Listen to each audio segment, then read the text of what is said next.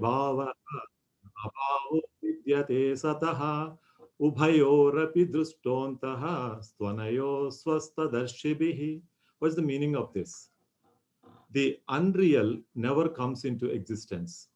The real, the Sat, never goes out of existence.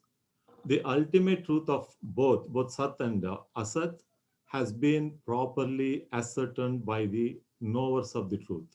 Oh, it seems like it is abstract to me. Now, how to understand this? I wanted to put a context here to understand the difference between Sat and Asat. Now, we have we live in this world and there is suffering around. Now, how do I withstand this suffering in my life? How do I live the ups and downs and vicissitudes of life with calmness and serenity? Now, what is the permanence within me that gives this uh, the calmness? Now I wanted to take uh, 2 points here. One is the effects and causes. In order to understand the Sat, I really need to understand Asat. Now, the effects and causes is the first point which I wanted to take. Now, there are many things exist. For example, there is table here which is made of wood. Now, I can also put the same thing in a different way. The table is an effect of which wood is the material cause, right? So the table has no existence apart from this wood. Now, the second point which I want to take, similarly, you can say like you have heard about clay pot, the gold ornaments. The ornaments don't have existence apart from the gold. The waves do not have existence apart from the water, right? Now, the second point which I want to make is the things has extrinsic and intrinsic properties, right? The extrinsic properties, we can say the incidental are a borrowed property. Now take an example. When I'm trying to boil a vegetable, now the vegetable takes the heat or borrows the heat from the water. Now the water borrows the heat from the pan in which it is being boiled. Now the pan takes the heat from the fire. Now the fire, does it take? No, it has got the heat as the intrinsic property, right? Now the so this is borrowed property. So all other things has borrowed the heat, whereas there are things where there is intrinsic property, like example in heat here.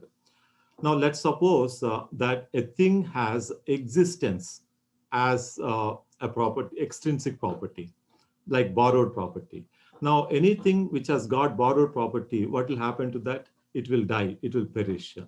The thing which has gained the existence, which will come into existence, which is created, produced, or born. Now anything which is born, exists, and dies has borrowed existence, right? So they do not have existence of their own. That's what we see around the world. Now I wanted to relate between these two uh, the uh, the two properties which we talked about, the what we effects and causes, and the intrinsic and extrinsic properties. Now, actually, I can quote another example from Buddhist point of view. Now, if you close the fist, there's a fist is formed. When I open it, the fist is gone, the form is gone. Now, it is the fist is a particular arrangement of the fingers. Even the fingers is also a particular arrangement of the tissues and cells. And the tissues are a particular arrangement of the subcellular organisms and so on, right? So this is how they borrow the existence from others. The effects, now we can deduce from this, effects borrows their existence from the cause. Effects do not have existence of their own. Effects have no existence outside of its cause, right? So that is the deduction which you can make. Now the ornaments do not have existence apart from the gold. Now all effects comes into being, exists, and dies into their cause. That's the total direction between the relation between the effects and causes and the intrinsic, the borrowed properties which we have. If something borrows its exist, if something borrows its doesn't borrow its existence from anything, then it will continue to exist. Right? That is Sat we are talking about. Now, the effect has got cause, and the cause has got its own cause, and it has got its own cause, and so on. For example, when we say that the table, the cause of that is the wood.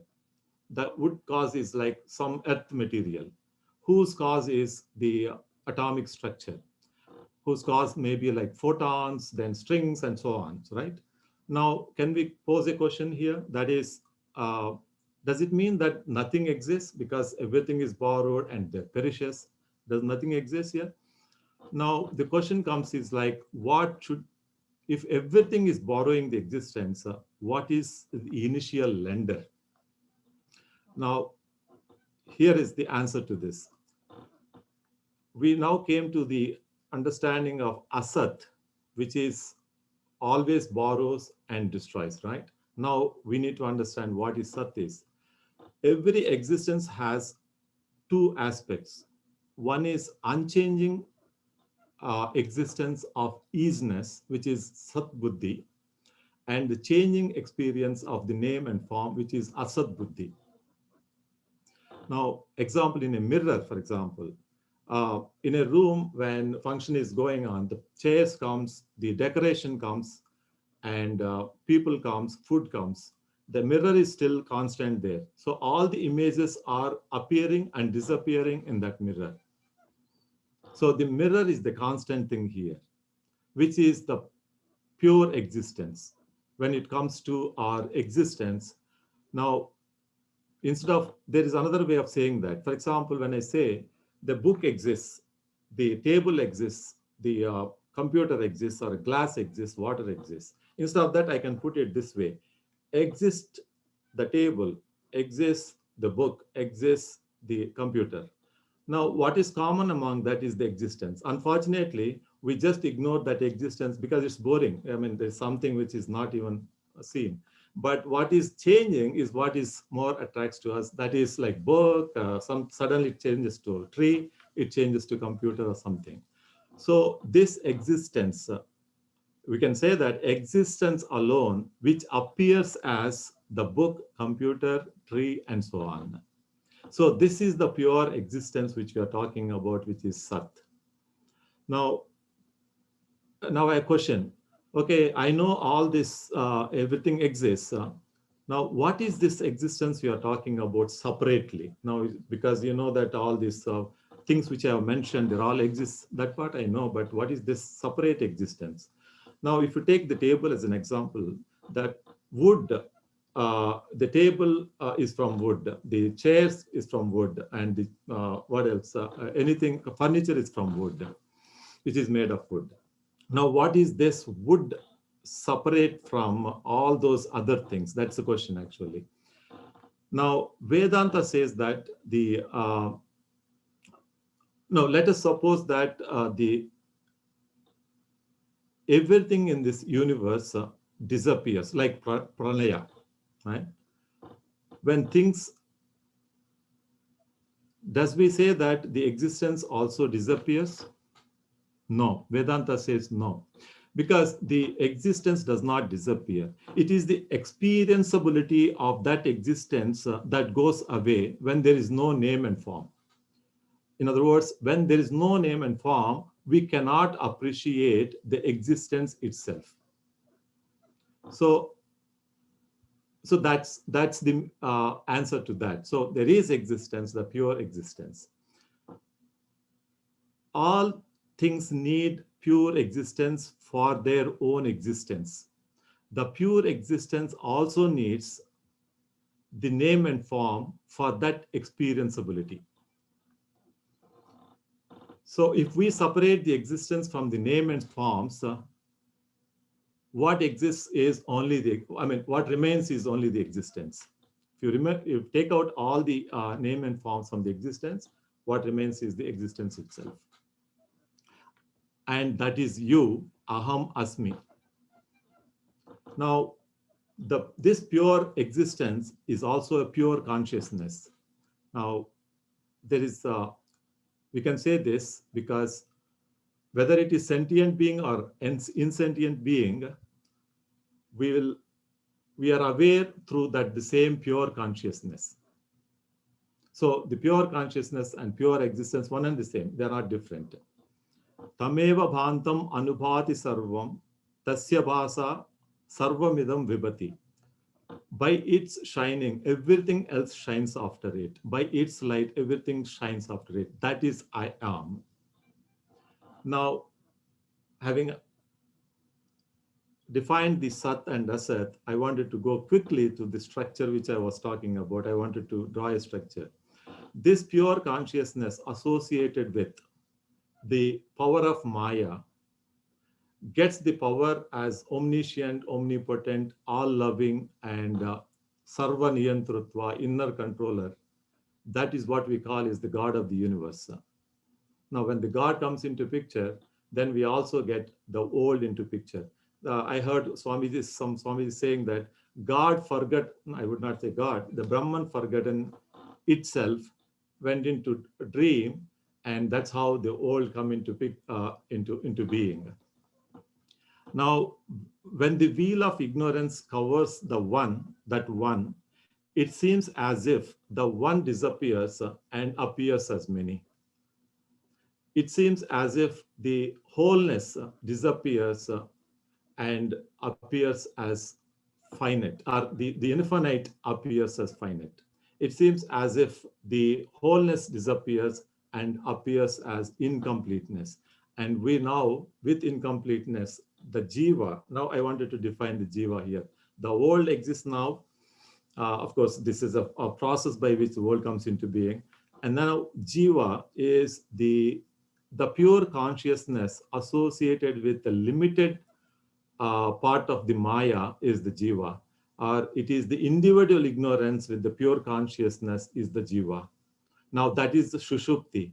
Now the Shushupti, once Jiva at Shushupti level, we call it as Karana Sarira. Now suddenly when it comes into awakened state or dream state or whatever, now we define the subtle part of the body, the mind, the buddhi, ahankara, chitta, all that comes into picture, and the prana. So the subtle body comes into picture, and then we also get the physical body. So this is what I wanted to bring about quickly, the structure from Brahman and all the way to the Jiva, and the Jiva with the subtle body and the physical body comes into picture. Now, this is where we are, and Bhagavad Gita comes into picture how.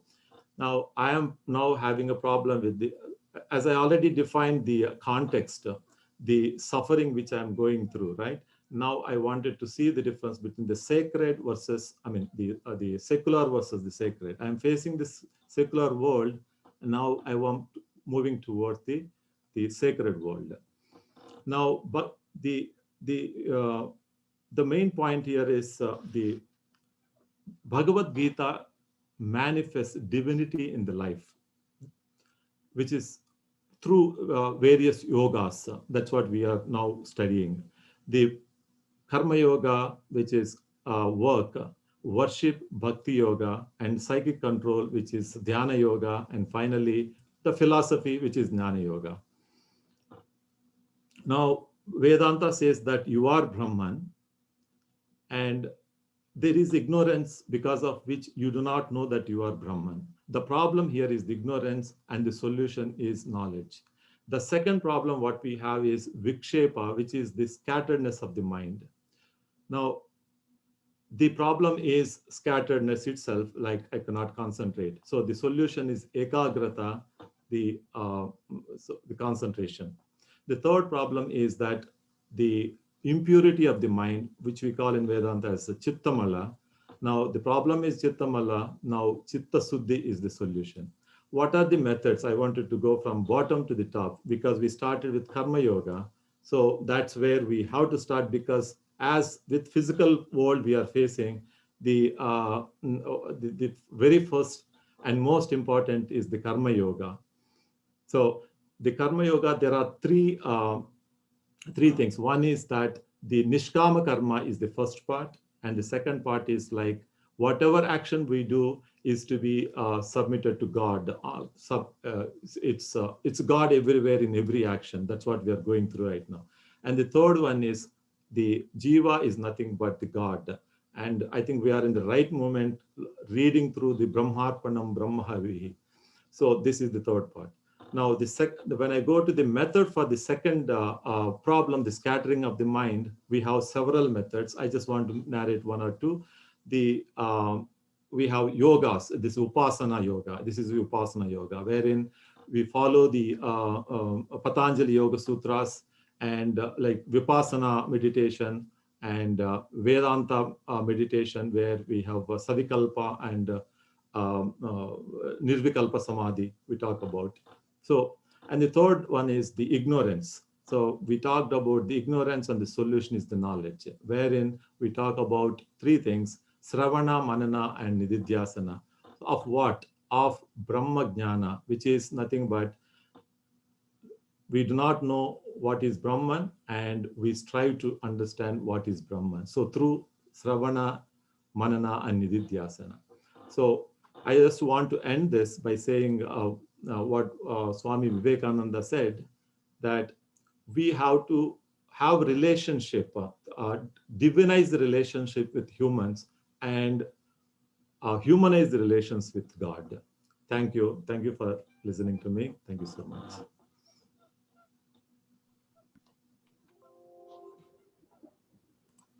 Yeah, so good presentation, Prasad. So that when you mentioned pralaya, pralaya and things like that, resolution, complete dissolution of the world, So there, then existence doesn't disappear because it is self-existent. Chit doesn't disappear. That is what is self-existent. So pralaya is for everything that is mithya, everything that you talked about, property and things like that. So that is what we imply when we say Purna Madaha Purna Vidam Purna Purna Mudachite. Purnasya Purna Madaya. So everything is full. That is full, this is full. If you take the full away from the fullness, what remains is fullness, Very interesting way of putting it. And so you cannot take away from this existent awareness. And that came to my mind. But yeah, so we have to be careful when we say the Satyam Jnanam Anantam, Satchidananda. We don't say Ananda is an attribute of Sat, attribute of Brahma.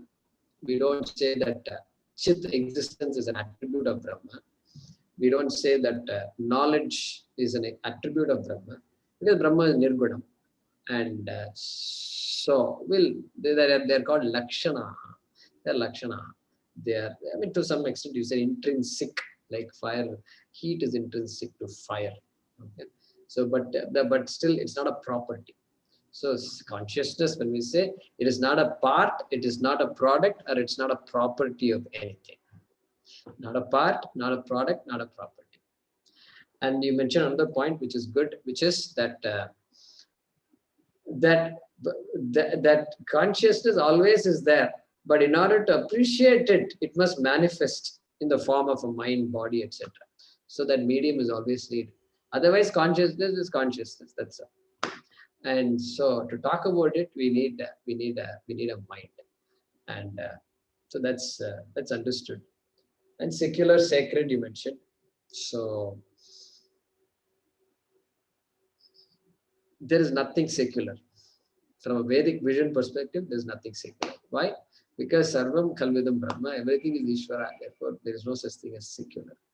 And that's why we can touch the floor and then do this. You can touch the floor and do this. You can touch a piece of paper and do this. So for us, everything is sacred. So good, nice presentation, Prasad. Thank you for taking the time. Yeah.